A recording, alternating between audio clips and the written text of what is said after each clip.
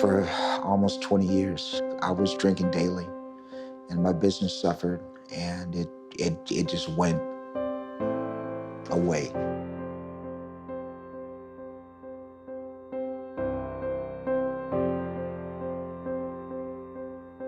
My biggest fear coming out here to ask people for money was that I would see somebody that I knew. You know, the first substantial piece of change I got, which it was $2.50 for a half pint. Once I got $2.50, you know, and I usually wouldn't get it at once. Usually maybe I would get $1 here and $1 there. But that was usually the first place I was going. Really, distance wasn't an issue. Time wasn't an issue.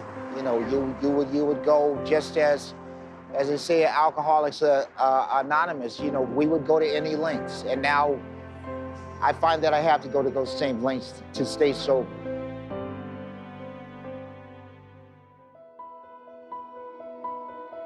I remember providing services and helping out with our homeless liaison programs, working with the city attorney's office, as well as human services to try to get Kevin resources. We really just don't give up on people. No matter how many times they come to jail, no matter how many stops we make out there in the field, we just don't give up. We'll go until they're ready to get back on their feet and get back into the community. We'll do whatever it takes. And what was the circumstances that made you realize that you needed to get better? Every single day that I was drinking, there was something that was telling me that I needed to stop. And if it wasn't something that I was seeing, it was something that somebody was telling me. I just knew that physically my body was tired, you know, but I was just so physically weak. I had a buddy of mine that I was in Clare with, the treatment center down the street. His name was Craig, and he stayed in a sober living around the corner, and he used to check on me periodically. And one morning he asked me, are you ready today? You know, and I told him yes, I was ready. I actually met a caseworker before I saw the public defender, and she said, do you want to go home today? And I had not heard those words in months. And I said, yeah.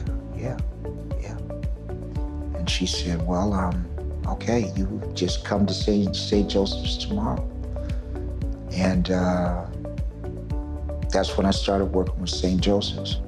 These were the people that basically started the process of putting me in a position to save my life.